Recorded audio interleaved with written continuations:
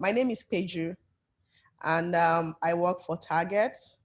I'm a cyber risk information analyst. I work with vendors. So, for example, if Target needs to form an alliance or needs a service from a vendor, a third party, the job of my team is to assess that company, assess that vendor, assess that third party, and see if their information security, that technology is up to par as Target is. That way, when we have business with them, we are rest assured that the information we are sharing with them and they are sharing with us is safe. I've picked up a lot of things just to give myself, it's a work-life balance. So my life needs to be balanced too. So outside of work, I plant. So I have my plants by my window in my kitchen. I ride bicycle when I can. Right now, everywhere is cold, so I can't. But every now and then I do that. I love to hang out with friends, especially parties. So I'm Nigerian and we like our parties. I'm sure kids love that too. So anyway, I love to party with my friends, which we've not been able to do. But COVID friendly, I just plant. When I decided to go into the profession I go to right now, which is IT, it's a long time ago though. As a young girl, I came across a business center, which is true story, business center. And I walked into it and I'm like, what am I supposed to do? There were computers and there were a lot of things. So the admin was like, oh, you can open an email account and you can chat. So I started, people don't know this, but there was something called Yahoo Messenger.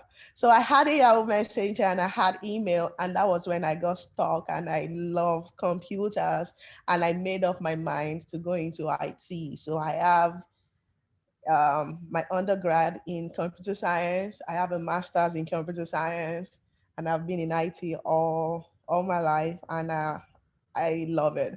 As a high school student, I really didn't know what I wanted to do. I just knew I loved IT. No, I knew I loved computers. So I knew I wanted to do something close to that. And I wanted to be a computer engineer, but I went in to be a computer scientist. And I love the fact that that's what I went in for. And after my undergrad in Nigeria, I knew that if I would go for my master's, it had to be in a developed country, in another country where I know how to get an higher education, not just what I had in Nigeria. So for me, it was simple. As soon as I dropped my pen for my finals in my undergrad, I knew I wanted more than what I got from school. And I knew where I wanted to get it. That was for sure. It took me 8 years to get there though. But I got there and I came to the United States for my master's. Another thing, interesting part, I came to the United States for my master's and I went to HBCU, that's Historically Black College. And coming to the United States, my friend said, oh, the school I saw that I'm going to is HBCU. I'm like, what's that? He said Historically Black College. And I was sold immediately, right? As soon as I see that, I'm like, oh yeah, I want to go to that. And the way HBCU shaped my view at my life is because there's this community that you never find anywhere except in HBCU. So if you want the popular HBCU is Howard, the Spelman and all those schools, but there is a whole lot, right? There's this community that you can never ever, you can't trade it for anything else. And as a Black girl in United States of America in 2016, community was important for me, and that shaped my views, that shaped my life. So going to how I found my first job, like every other immigrant trying to find a job, we are very limited, right, to the kind of job we can get, believe it or not. So we are left with companies that can file for us and say, we understand you have a talent and we are willing to bank on you. And that's what I got. So we put ourselves out there more than the average person, because we know that first and foremost there are few college companies that we can apply to, and two, we are working with like the best of the best. So we put ourselves out there. We are the best in our class.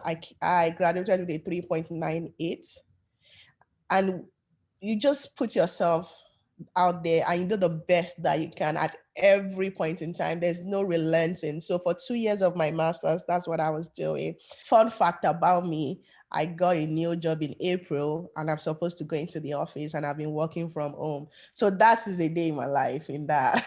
But a good thing about it is that you get to spend more, there's collaboration. So you get to collaborate with your teammates because everybody is on Zoom like we have right now.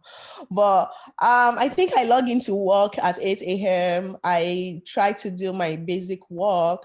And if I have a project, I will get on my project. So most of the projects you do at work right now is research based. So for example, I was working on a project for account takeover. That is a form of cyber security fraud that is very common right now. So I was working on a project to minimize the risk of account takeover for targets and for our vendors. I think for me at work, seeing how people are fatigued, which is real, right? It's not just about COVID, but for the fact that we are all relationship animals. So humans, we just need relationship. We need community. We need communication to survive.